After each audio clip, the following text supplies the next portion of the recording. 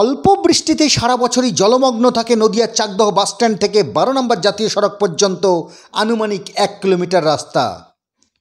কয়েকদিনের লাগাতার বৃষ্টিপাতের ফলে চাকদহ বনগ্রাম রাজ্য সড়ক বর্তমানে জলে জলমগ্ন অবস্থায় প্লাবিত হয়ে জলের তলায় রয়েছে।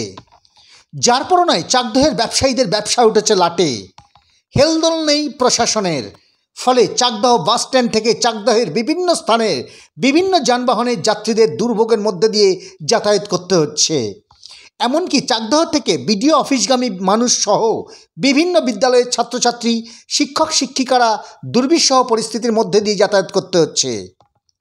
প্রতিনিয়তই এই রাস্তায় ঘটে চলেছে নানাবিধ দুর্ঘটনা। বর্তমানে এই রাজ্য সড়কটি মরণ ফাঁদে পরিণত হয়ে রয়েছে। প্রতিনিয়তই নদিয়া এবং উত্তর 24 পরগনা জেলার লক্ষ লক্ষ মানুষ এই অত্যন্ত গুরুত্বপূর্ণ রাজ্য সড়কের নরক যন্ত্রণার মধ্যে দিয়ে চাকদহ স্টেশনে পৌঁছাতে হচ্ছে। আতঙ্কিত হয়ে ঝুঁকির মধ্যে দিয়ে এই রাস্তাটি পাড়ি দিতে হচ্ছে সাধারণ মানুষদের। ফলে ক্ষোভে ফুঁসছে সাধারণ মানুষসহ চাকদহের সাধারণ নাগরিকেরাও। এই রাজ্য সড়কটি কি আদৌ অনির্দিষ্টকালের জন্য এই মরণ ফাঁদে পরিণত হয়ে থাকবে? কবে ঘুম ভাঙবে প্রশাসনের? চাকদহ থেকে এই বাংলা সংবাদের প্রতিবেদন।